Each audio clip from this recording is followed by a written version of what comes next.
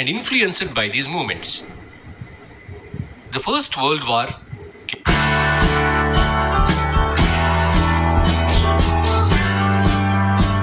Nationalism in India.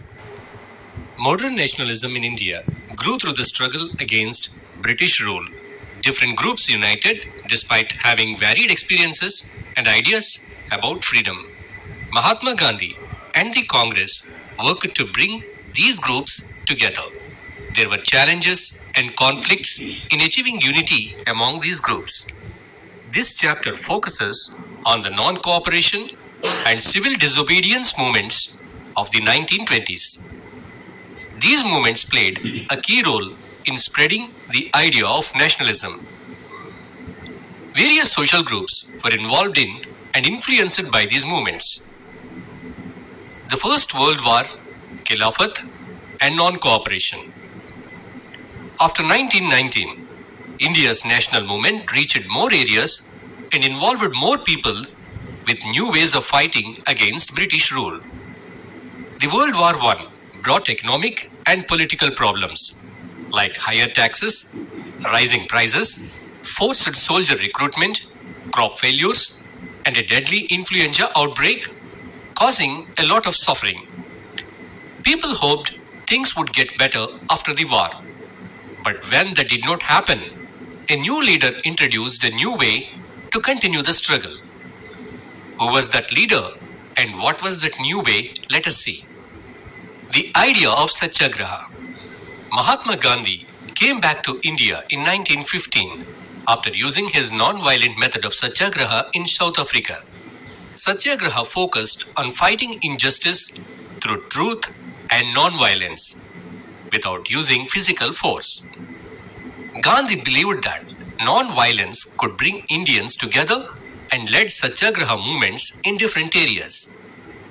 In 1917, he helped peasants in Champaran, that is in Bihar, and Kheda, that is in Gujarat, to fight against unfair systems and push for lower taxes. In 1918, he organized a Satyagraha for cotton mill workers in Ahmedabad to support their rights. The Rowlatt Act. In 1919, Gandhiji launched a nationwide protest, that is Satyagraha, against the Rowlatt Act, which gave the British government power to suppress political activities and detain people without trial. Gandhiji organized a hartal, that is strike, on April 6th with rallies, strikes and closed shops to oppose the act. The British responded by arresting Gandhiji, imposing martial law in Amritsar and taking harsh actions against protesters. On April 13th, General Dyer's massacre at Jallianwala Bagh killed hundreds and caused widespread anger and violence. The British retaliated with severe repression, including public humiliation and violence against protesters. Gandhiji then ended the protest, realizing that a broader movement was needed. He saw a chance to unite Hindus and Muslims by supporting the Khilafat issue, which defended the Ottoman Caliphate. In September 1920, Gandhiji convinced Congress leaders to start the non-cooperation movement to support both the Khilafat and Indian self-rule, that is Swaraj. Why non-cooperation? In his book Hind Swaraj, Gandhiji said British rule in India depended on Indian cooperation. He believed that if Indians stopped cooperating, British rule would end quickly. The non-cooperation movement was planned in stages, starting with boycotts and civil disobedience. But there was a debate within the Congress about this plan. The non-cooperation movement was finally accepted at the Congress session in Nagpur in December 1920. Different strands within the movement. The non-cooperation Khilafat movement started in January 1921. Different social groups joined the movement, each with their own goals. They all wanted Swaraj, that is self-rule, but what Swaraj meant varied for each group. The movement in the towns. The non-cooperation movement saw lots of middle-class people getting involved, including students, teachers, and lawyers. People boycotted foreign goods, which cut imports and boosted Indian textile production. The movement slowed because khadi cloth was too costly for many, and there weren't enough Indian alternatives to the British institutions, leading some people to return to British institutions for their study. Rebellion in the countryside. The non-cooperation movement spread from cities to the countryside, involving peasant and tribal struggles. In Awadh, Baba Ramachandra led peasants against high rents and forced labor, helping to form an Awadh Kisan Sabha with Jawaharlal Nehru. The movement saw attacks on landlords and merchants, and some local leaders misused Gandhiji's name to justify extreme actions. In the Gudem Hills of Andhra Pradesh, a tribal leader, Alluri Sita Ramaraju, led a guerrilla movement against British forest policies and forced labor. Sita Ramaraju have respect for Gandhi ideas, but he has chosen the armed fight against British. Swaraj in the plantations. Workers in Assam wanted freedom to leave plantations and return to their villages. During the non-cooperation movement, they tried to leave but faced harsh police beatings. They hoped for land and improved conditions, but were stopped by strikes and police. Their actions were part of the large national movement and showed their support for Gandhi's vision. Towards civil disobedience. In February 1922, Gandhiji ended the non-cooperation movement because it was becoming violent and people needed better training. Congress leaders were split. Some like C.R. Das and Motilal Nehru wanted to work within the British councils, while others like Nehru and Bose wanted more direct action. The global economic depression made life worse in India, and the Simon Commission, with no Indian members, faced strong protests. In response, Congress, led by Jawaharlal Nehru, demanded full independence, that is Purna Swaraj, and set January 26, 1930 as Independence Day, although the initial celebrations were modest. The Salt March and the Civil Disobedience Movement. Gandhiji used salt as a symbol to unite India and sent a letter to Viceroy Irwin on January 31, 1930, demanding the end of the salt tax, among other things. The salt tax was important because salt was essential for everyone, making it a clear sign of British oppression. Gandhiji's letter was a warning. If the demands weren't met by March 11, Congress would start a civil disobedience campaign.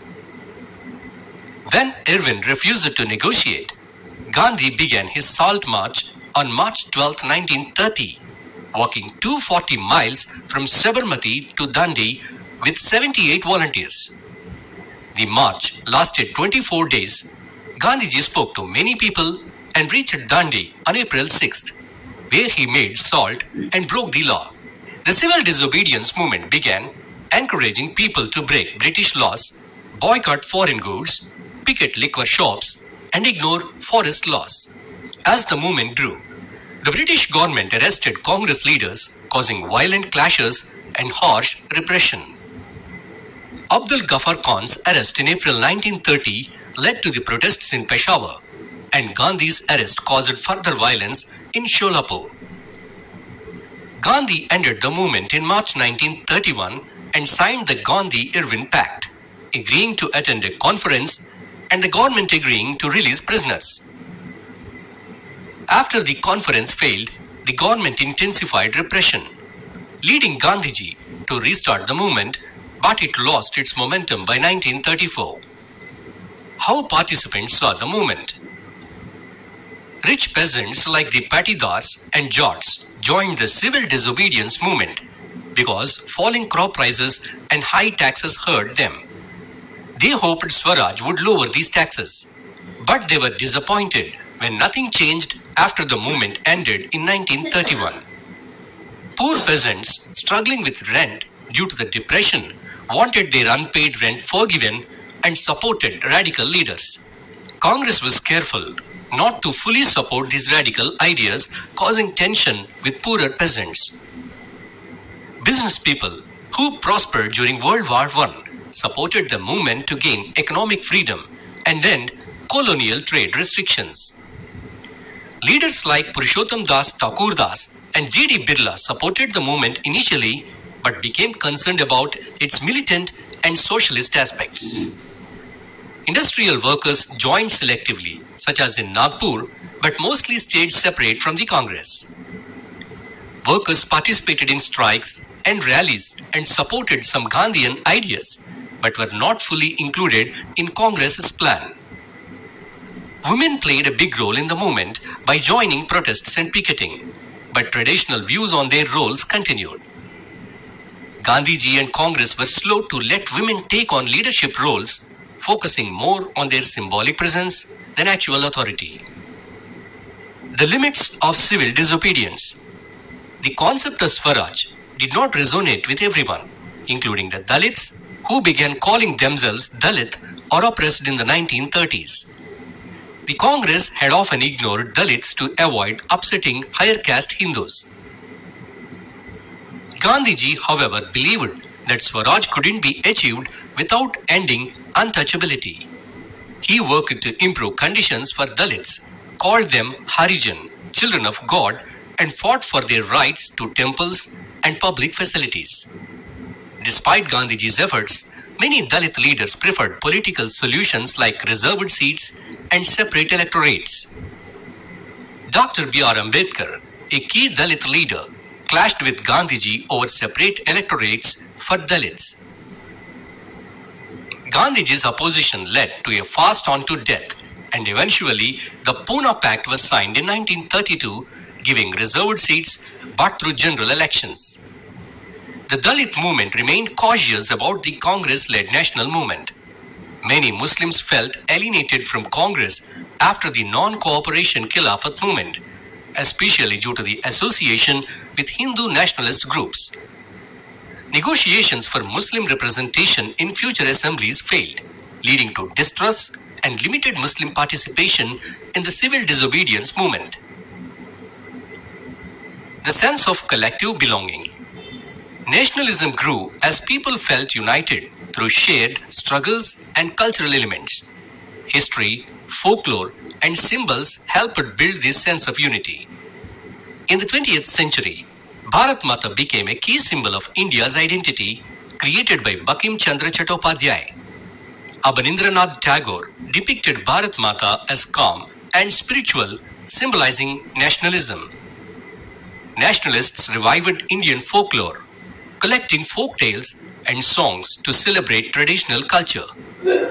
Rabindranath Tagore and Natesha Sastry played key roles in preserving and promoting these traditions. Symbols like the tricolor flags from the Swadeshi movement and Gandhiji's Swaraj flag became symbol of resistance.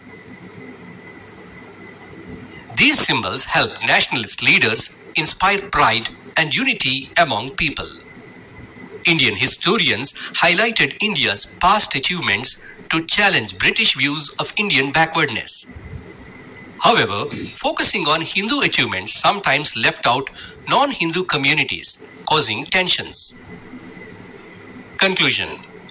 In the early 20th century, anger against British rule brought different Indian groups together to fight for independence. The Congress, led by Gandhiji, tried to unite these groups with a common movement, but different goals caused frequent disagreements. India's struggle for freedom had many voices and conflicting demands. Quit India movement. The Cripps mission failed and World War II caused unrest, leading Gandhiji to start the Quit India movement, which called for the British to leave India. On 14 July 1942, the Congress Working Committee approved the Quit India resolution and Gandhi gave his do or die speech on 8 August 1942 in Bombay. Many people joined the movement, including students, workers, peasants, and leaders like Jai Prakash Narayan, with women like Matangini Hajra taking part. The British used strong measures to stop the movement, but it took more than a year to put an end to the protests and civil disobedience. This is all about nationalism in India. Thanks for watching. Please.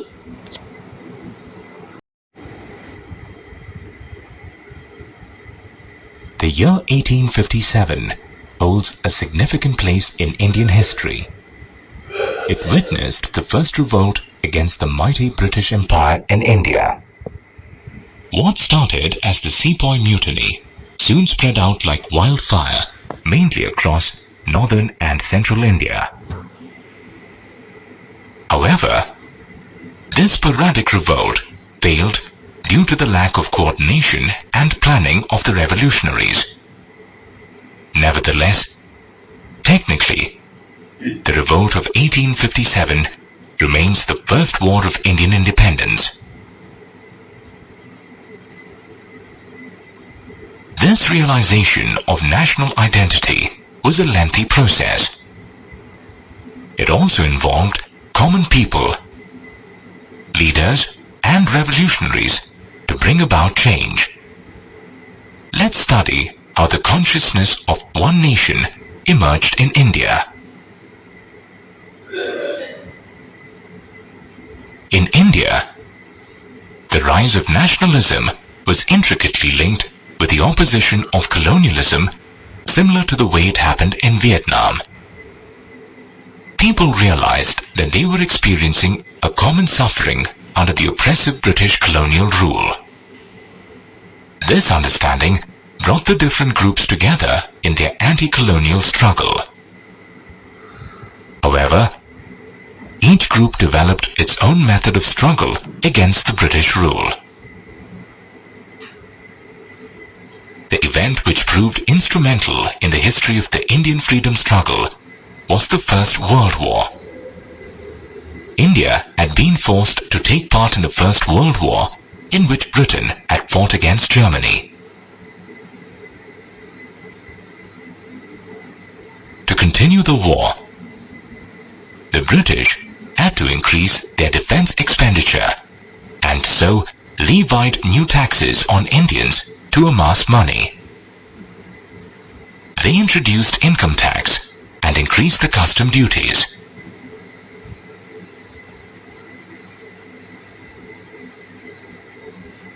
The rise in taxes had an adverse effect on the common people who were forced to live a life of extreme hardship. Another factor which infuriated common people was the forced recruitment of rural people into the army to fight in the First World War. The situation worsened during 1918 when India was hit by crop failure and shortage of food grains. To make matters worse, the crop failure was further followed by famines and outbreak of influenza. This harsh social and political situation set the stage for the beginning of the nationalist struggle in India. The Indian freedom movement gained momentum with the coming of Mohandas Karamchand Gandhi, later known as Mahatma Gandhi. He emerged on the national scene in January 1915. He had successfully tested novel ideas of non-violence and anti-colonial struggle in South Africa. Mahatma Gandhi brought the directionless revolutionaries of India on a common platform. He motivated diverse social groups to rise above petty differences of caste, creed, religion, region, and work single-mindedly towards the common goal of freedom.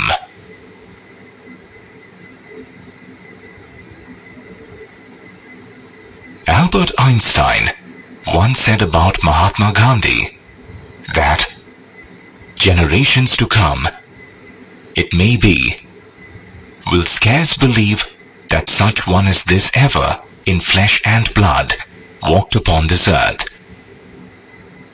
It is indeed unique in history how Gandhian tools such as satyagraha and non-violence shattered the confidence of the mighty British Empire. After coming back from South Africa in January 1915, Mahatma Gandhi infused a new life into the Indian freedom movement. He had successfully used satyagraha and non-violence for mass agitation to combat racism in South Africa. Now, what exactly does the word satyagraha mean?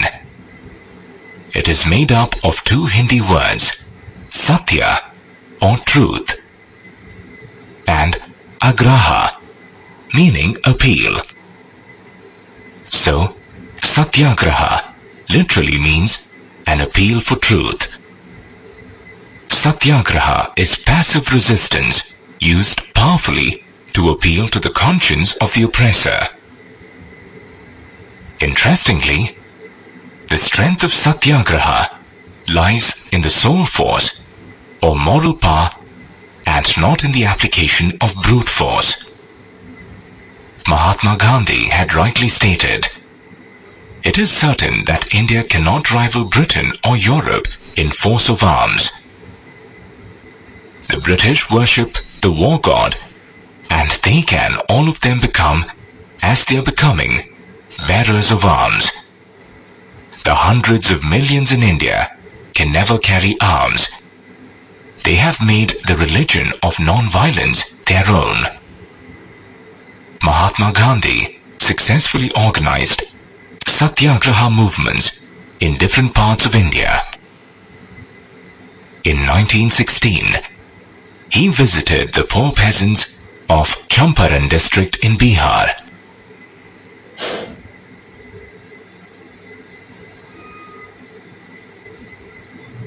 The British used to force the peasants of Champaran to cultivate a cash crop called indigo, which was a popular dye used by textile industries.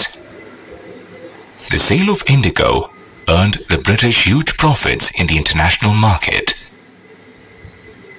Apart from the oppression meted out to them and meager wages, peasants could not use the land used for indigo cultivation for any other food crop.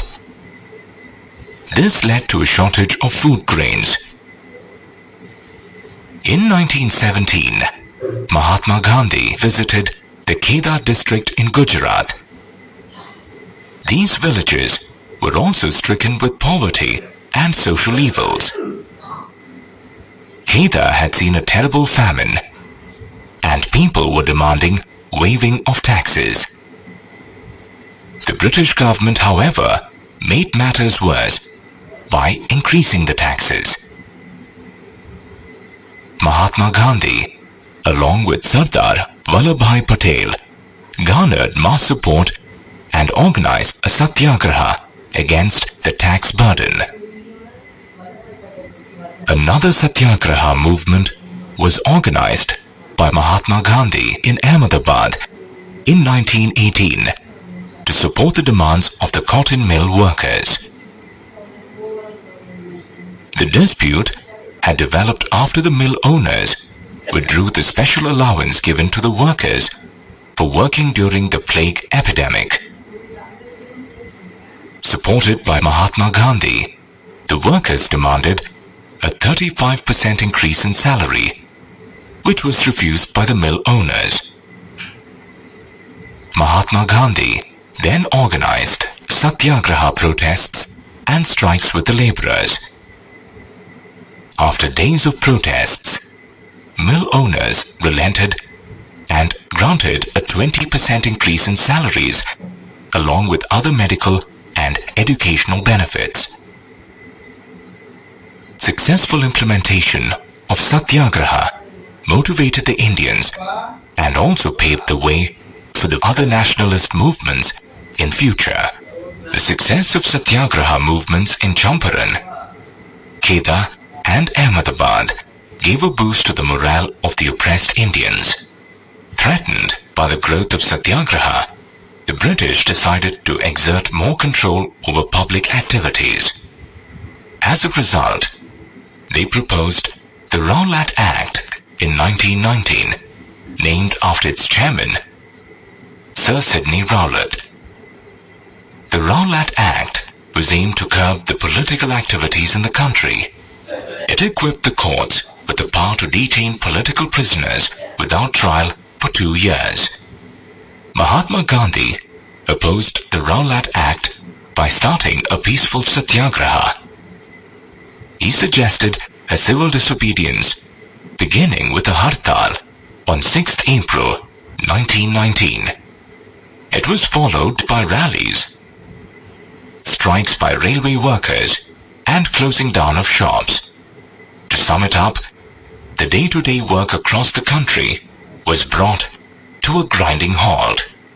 The British were threatened that this mass movement could break all lines of communications in the country, and so they decided to suppress the nationalists. As a result, several local leaders were arrested and Mahatma Gandhi was prohibited from entering Delhi. In Amritsar, police opened fire on a peaceful procession. Angered by this brutal action, people attacked banks, post offices, and railway stations. Consequently, martial law was imposed in Amritsar under the command of General Dyer. The event that took place on 13th April 1919 is always remembered for the most heinous aggression of the British.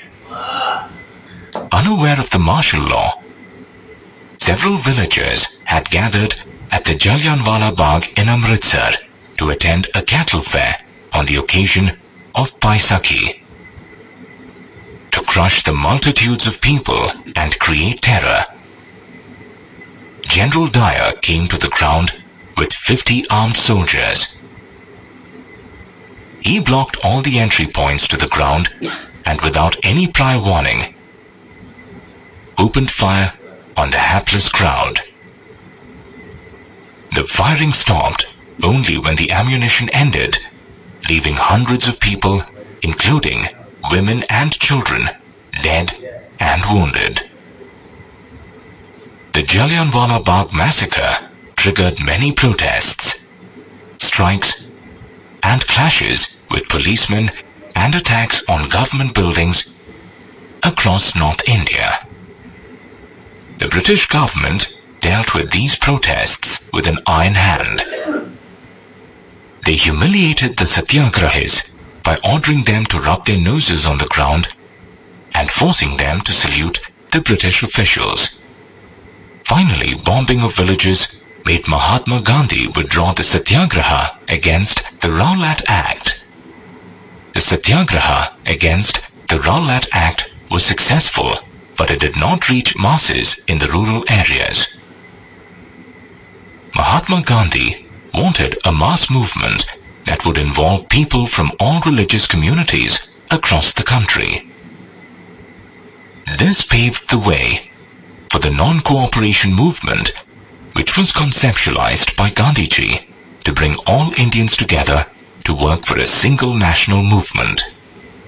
The success of satyagraha movements in Champaran, Kheda, and Ahmedabad gave a boost to the morale of the oppressed Indians.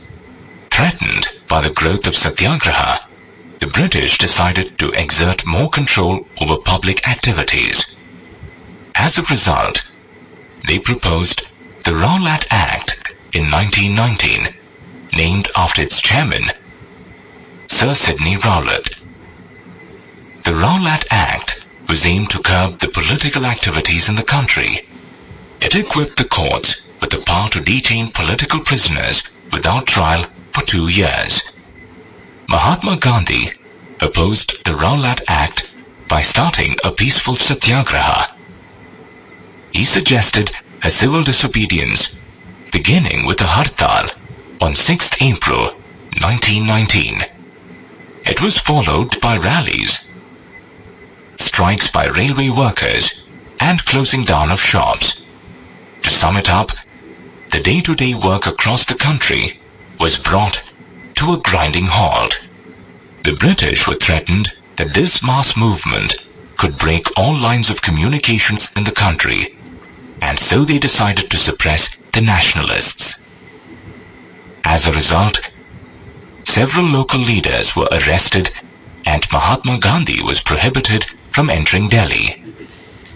In Amritsar, police opened fire on a peaceful procession.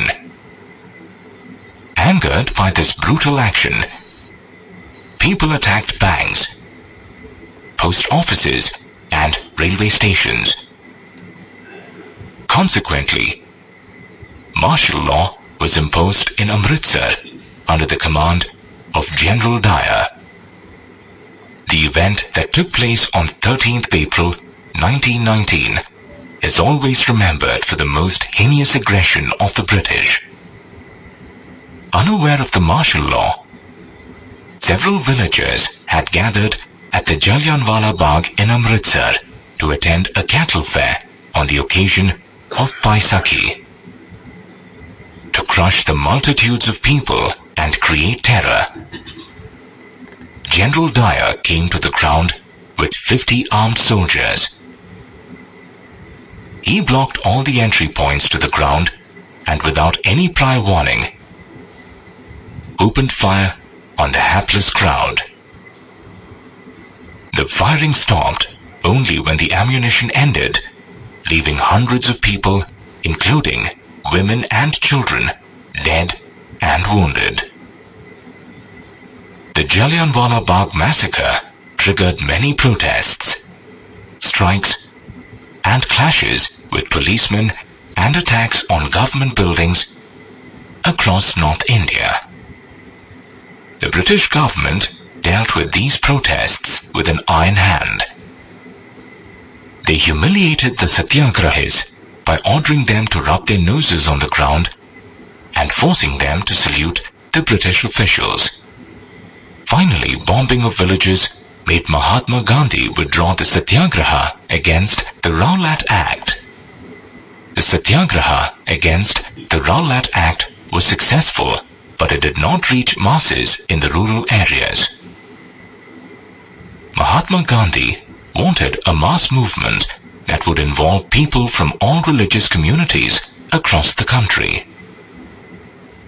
This paved the way for the non-cooperation movement, which was conceptualized by Gandhiji to bring all Indians together to work for a single national movement. The non-cooperation Khalifat movement began in full swing in 1921 amidst a lot of action and tumult. Many diverse regional groups joined this movement to meet their specific objectives. In the towns, people responded wholeheartedly to the call of Swaraj, and the movement witnessed active participation by people from all sections of society. Many students, teachers, and headmasters of government-controlled colleges joined the movement. Lawyers also gave up their legal practice, boycotted courts, and joined in. During this time, most of the Indian provinces boycotted the council elections except Madras. Meanwhile, people picketed the liquor shops and boycotted foreign goods and cloth. At many places, foreign clothes were burnt in huge bonfires. Foreign cloth import halved between 1921 and 1922 and dropped from 102 crore rupees to 57 crore rupees. The use of domestic goods or Swadeshi was encouraged by Mahatma Gandhi. Some Indian traders also rejected foreign goods and foreign trade. Gradually, the demand for Indian cloth increased and the vanishing textile industry of India got a new lease of life. Although the non-cooperation movement had begun with an active response from the people, it slowed down after a while. Let's understand why. The replacement for foreign cloth was khadi, which was quite expensive and beyond the reach of the common masses. Owing to the lack of alternative, people began to buy the milk cloth again. Similarly, no Indian alternatives for the British institutions had been set up so far. Therefore, the students and teachers came back to their respective schools and colleges, and the lawyers rejoined the courts. The non-cooperation movement also spread to the rural areas and coincided with the protests of peasants and tribals. In Awadh, Baba Ramchandra, an ascetic and a former indentured laborer in Fiji, led the peasant movement. This movement was against talukdars and landlords who had pressed peasants by demanding high rents and several taxes. They forced the peasants to do begar, or labor without any payments. The peasant movement demanded revenue reduction, abolition of begar, and social boycott of oppressive landlords. Some village panchayats started Nai-Dobi bands and stopped basic services of the washermen and barbers to the landlords. In October 1920, Audh Kisan Sabha was set up, headed by Jawaharlal Nehru, Baba Ramchandra, to address the grievances of the peasants. For a bigger impact, the Congress decided to integrate the peasant movement of Awadh with the non-cooperation movement. However, the peasant movement did not grow as expected. It developed a violent streak, as the peasants attacked houses of the landlords and looted markets. Some of them misused Mahatma Gandhi's name and claimed that he had asked to not pay taxes and divide the land amongst the poor. Similarly, in the Gudam hills of Andhra Pradesh, tribal peasants misinterpreted the meaning of Swaraj. The tribals had suffered a lot of oppression at the hands of the British. As a result, they staged a rebellion under the leadership of a man called Alluri Sitaram Raju. He was inspired by Mahatma Gandhi and the non-cooperation movement. However, some of his thoughts were vastly different from the Gandhian ideals of non-violence.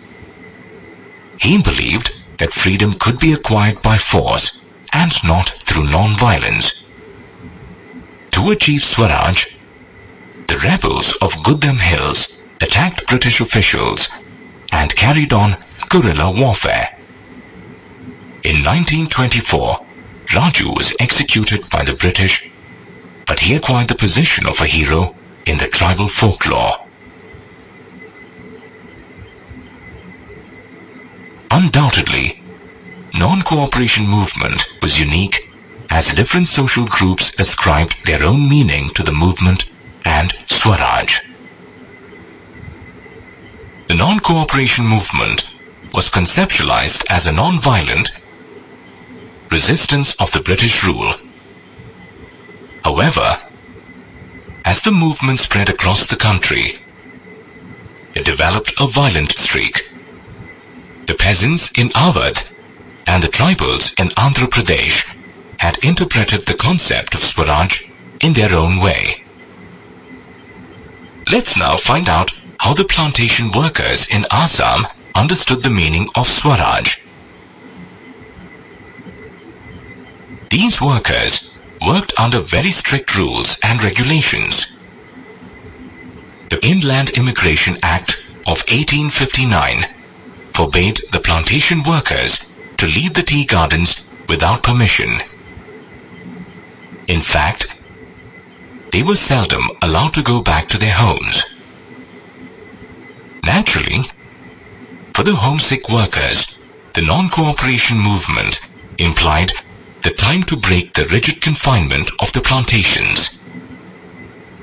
Inspired by the non-cooperation movement, thousands of workers disobeyed the British authorities and left the plantations to go back to their homes.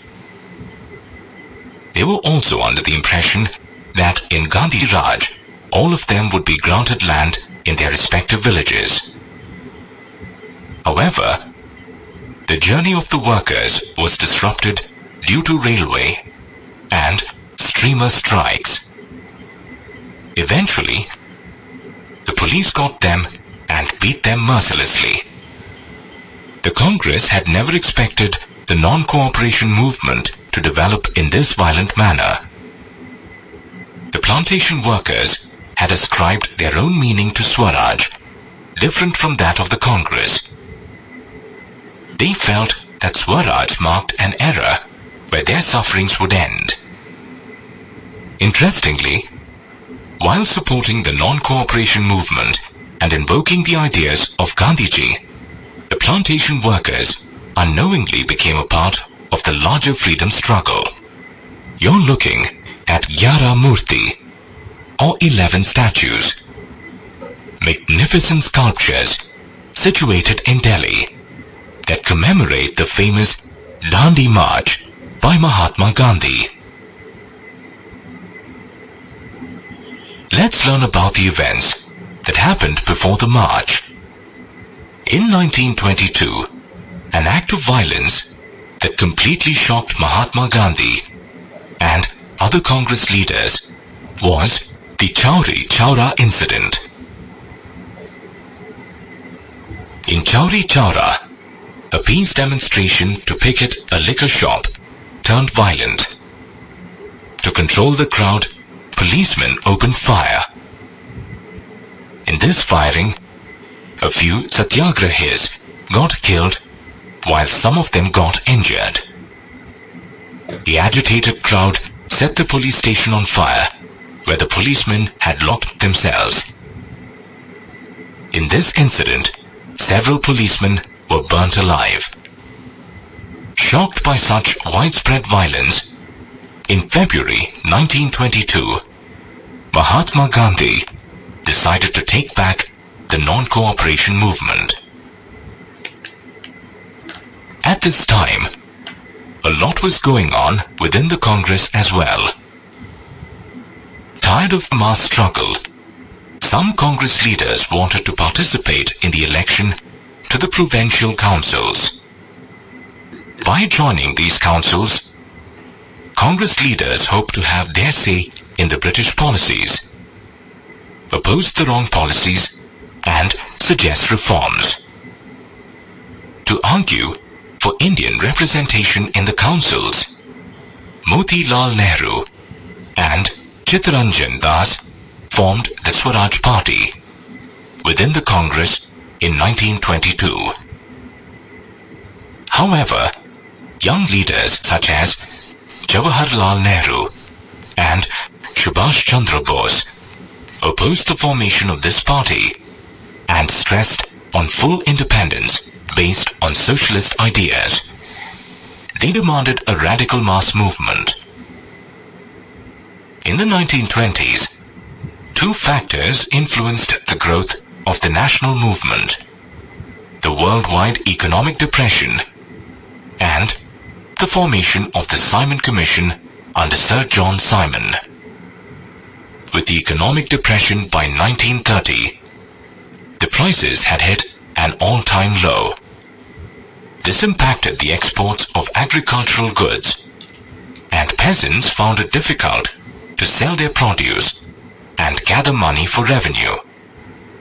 The Simon Commission was a statutory commission which aimed at looking into the constitutional system of India and suggest changes. It was an all-white commission without any Indian representation. In 1928, when Simon Commission came to India, all parties such as the Congress and the Muslim Leagues protested against it. To pacify the leaders, Lord Irwin, the Viceroy, gave a vague offer of dominion status to India and also proposed a roundtable conference.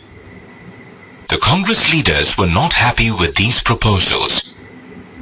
In the Lahore session of the Congress, In 1929, Jawaharlal Nehru declared the demand for Purna Swaraj, or full independence. The call of Purna Swaraj did not create much enthusiasm among people. Therefore, Mahatma Gandhi felt the need to express the idea of freedom using issues from everyday life. Mahatma Gandhi discovered that salt was the common unifying factor. It was a common ingredient in the food of both the rich and the poor.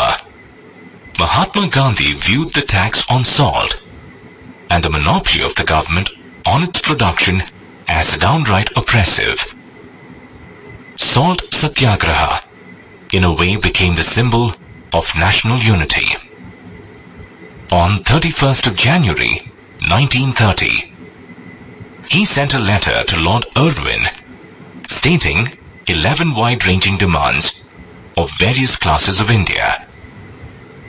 He also stated the launch of civil disobedience in case the demands of people were not met by the 11th of March. When Irwin refused to negotiate, Mahatma Gandhi launched a salt march from Sabarmati Ashram to the coastal town of Dandi in Gujarat.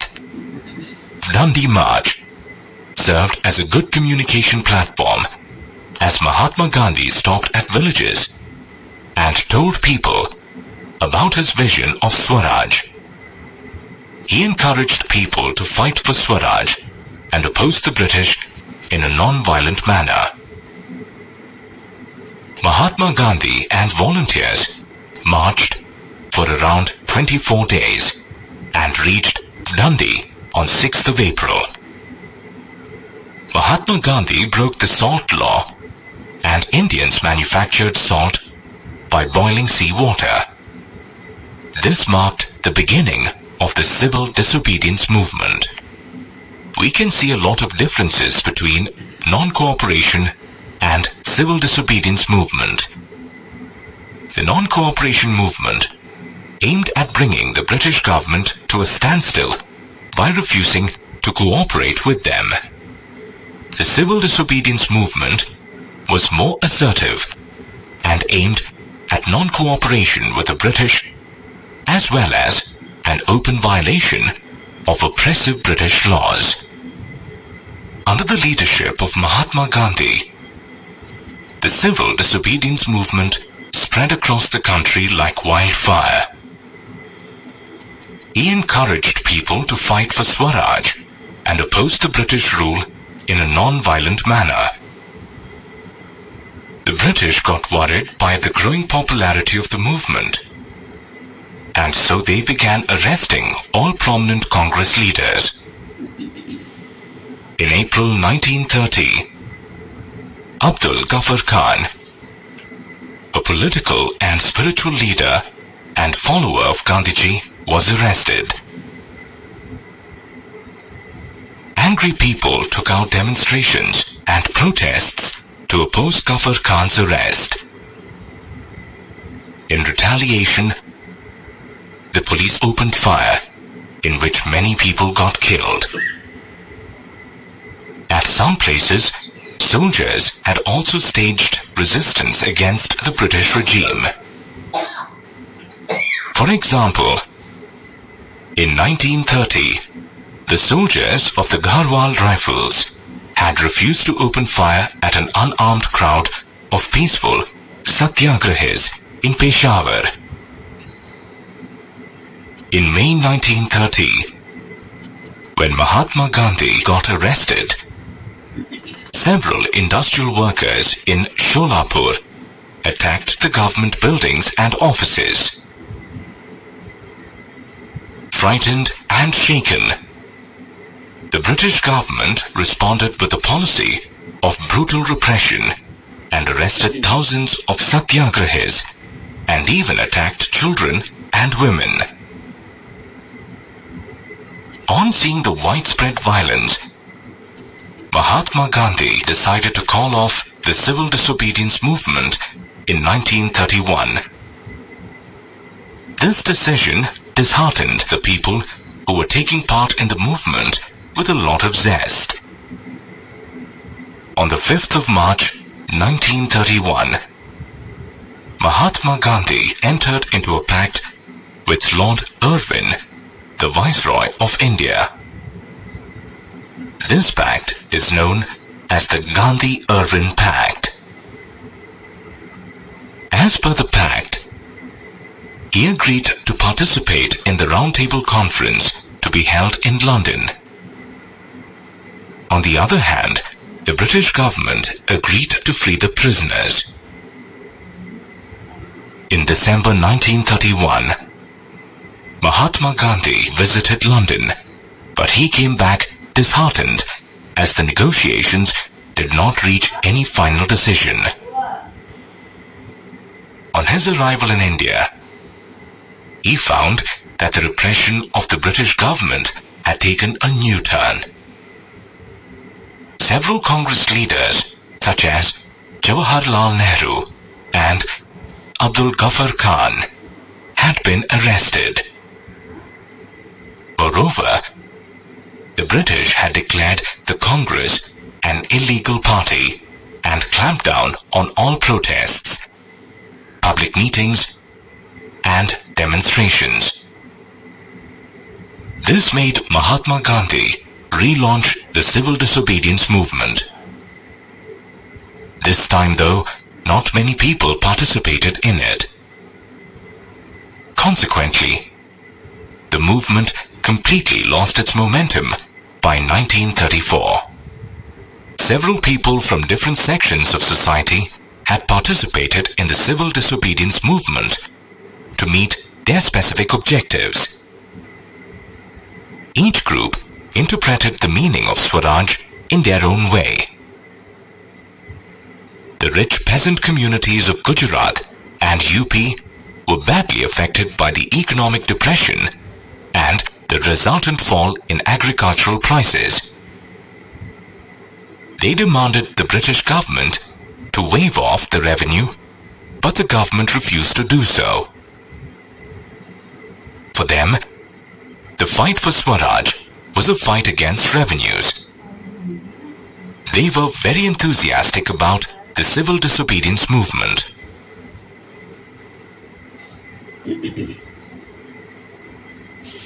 However, when the movement was abruptly called off by Mahatma Gandhi in 1931, without any revision of the revenue rates, they were very disappointed. As a result, they did not participate in the civil disobedience movement when it was relaunched in 1932.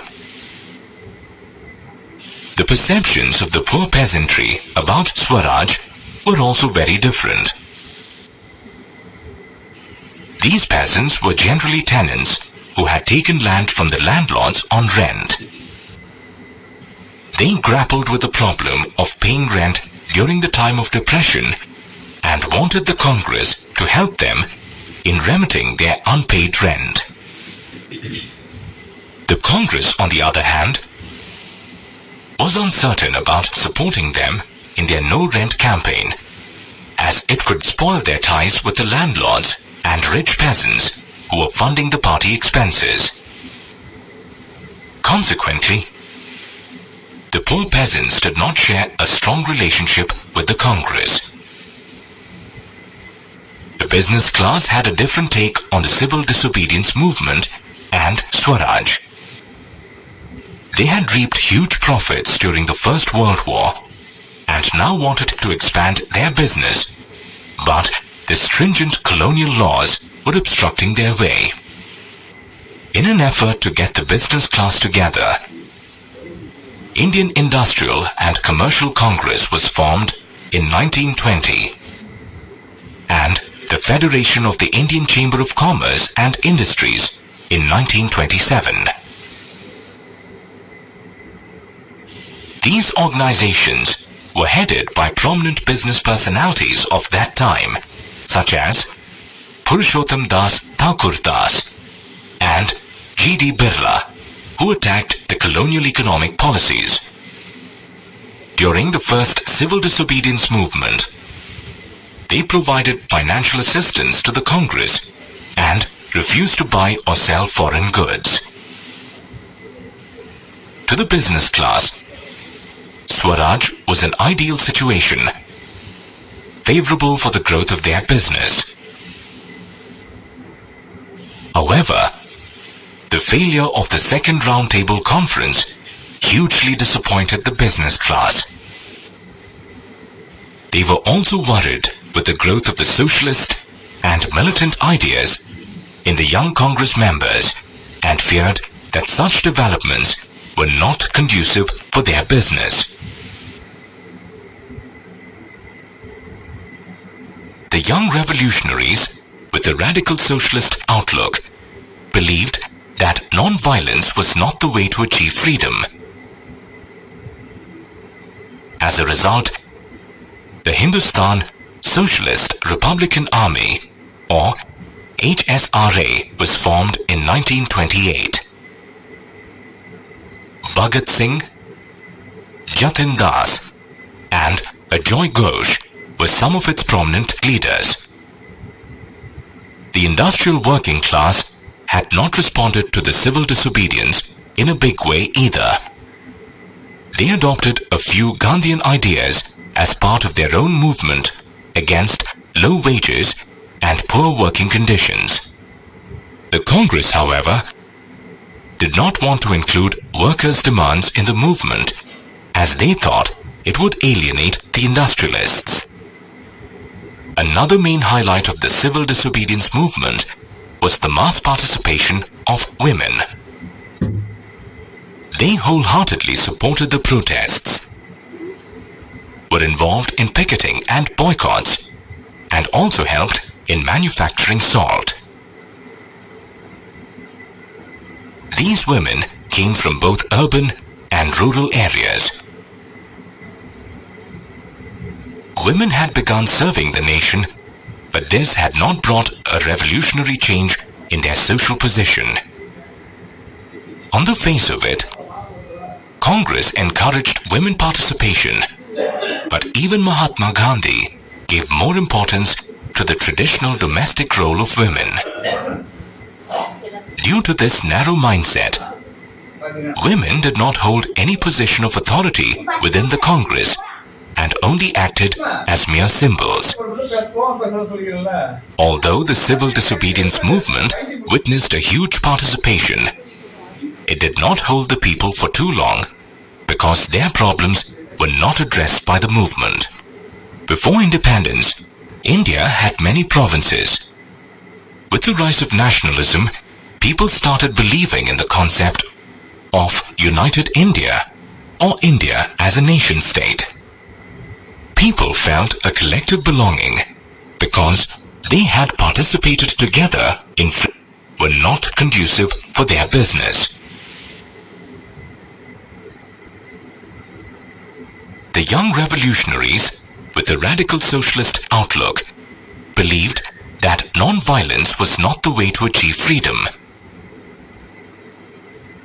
As a result, the Hindustan Socialist Republican Army, or HSRA, was formed in 1928. Bhagat Singh, Jatin Das, and Ajoy Ghosh were some of its prominent leaders. The industrial working class had not responded to the civil disobedience in a big way either.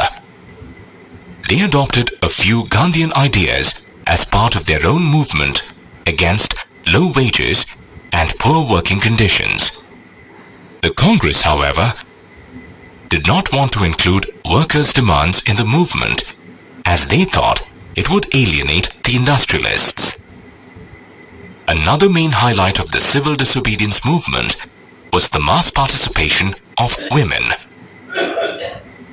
They wholeheartedly supported the protests, were involved in picketing and boycotts, and also helped in manufacturing salt.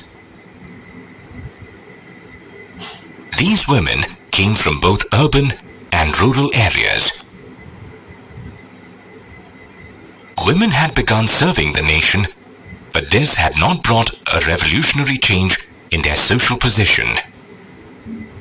On the face of it, Congress encouraged women participation, but even Mahatma Gandhi gave more importance to the traditional domestic role of women.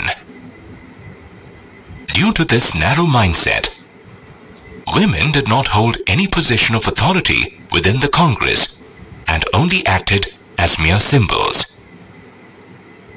Although the civil disobedience movement witnessed a huge participation, it did not hold the people for too long because their problems were not addressed by the movement. Before independence, India had many provinces. With the rise of nationalism, people started believing in the concept of United India or India as a nation state.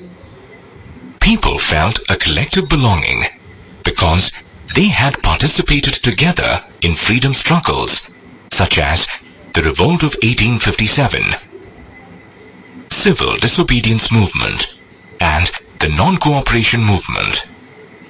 Moreover, they had fought against the common aggressor, the British.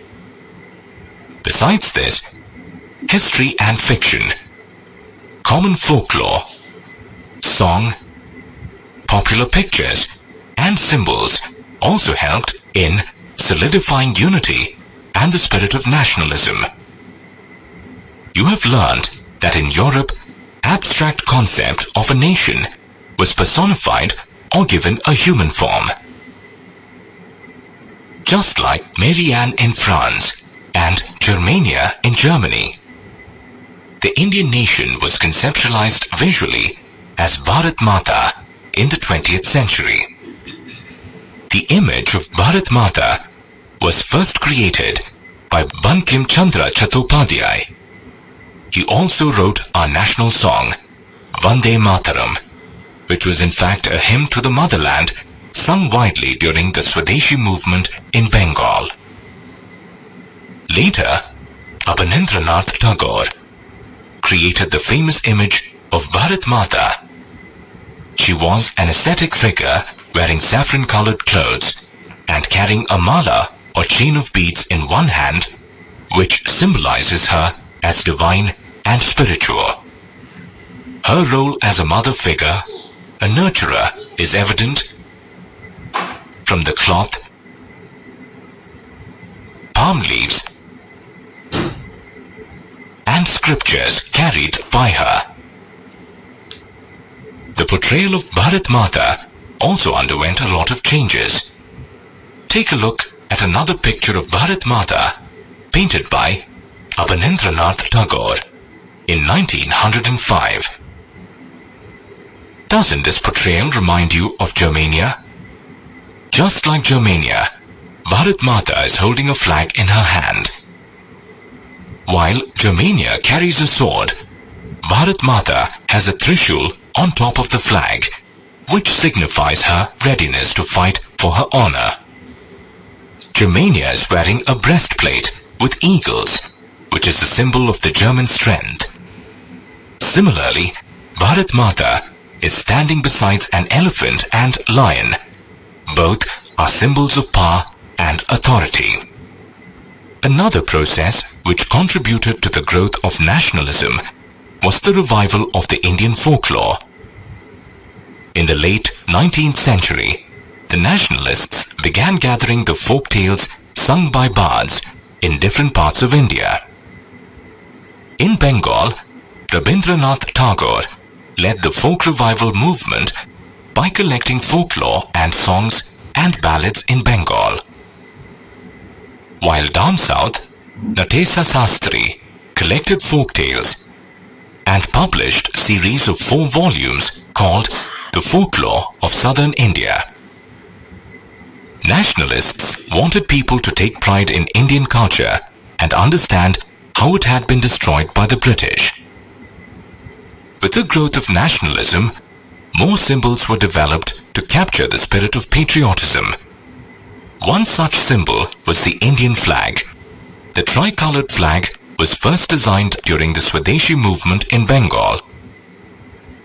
Later on, in 1921, Mahatma Gandhi redesigned the Indian flag with the spinning wheel or chakra at the center.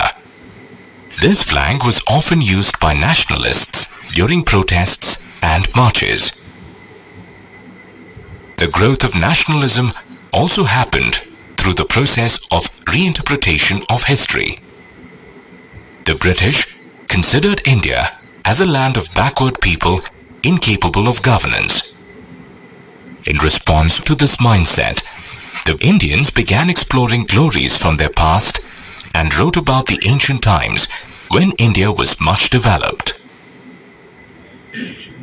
However, the glories of the past and the symbols used by the nationalists, such as Bharat Mata, were all very Hindu in nature. Consequently, people of other religions and communities felt alienated.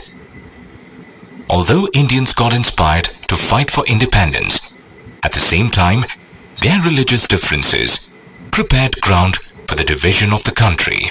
Before independence, India had many provinces.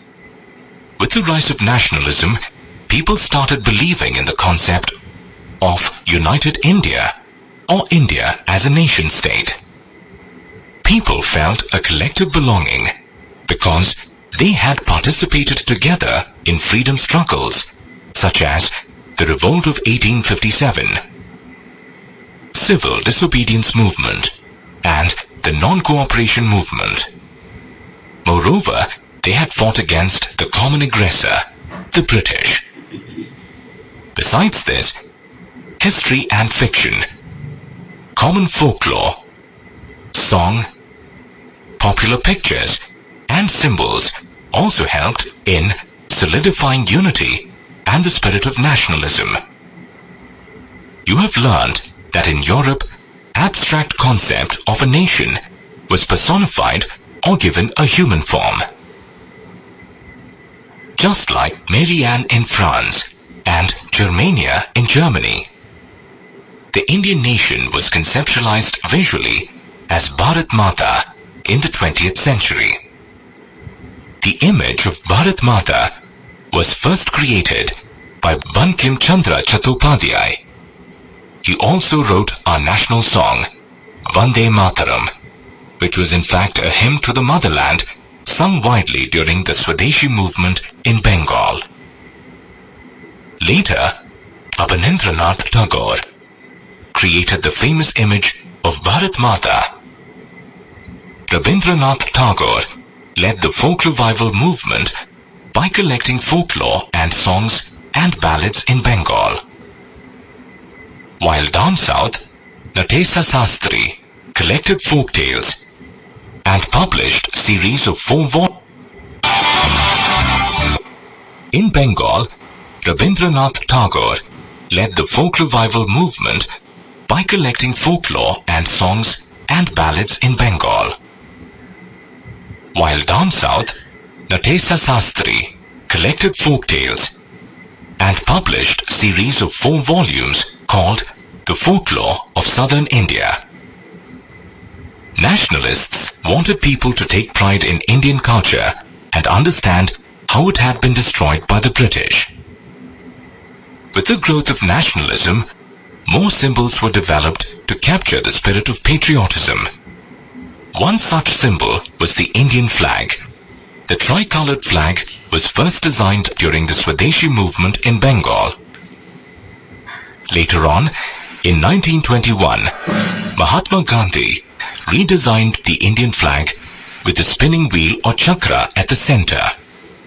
This flag was often used by nationalists during protests and marches. The growth of nationalism also happened through the process of reinterpretation of history. The British considered India as a land of backward people incapable of governance. In response to this mindset, the Indians began exploring glories from their past and wrote about the ancient times when India was much developed. However, the glories of the past and the symbols used by the nationalists, such as Bharat Mata, were all very Hindu in nature. Consequently, people of other religions and communities felt alienated. Although Indians got inspired to fight for independence, at the same time, their religious differences prepared ground for the division of the country.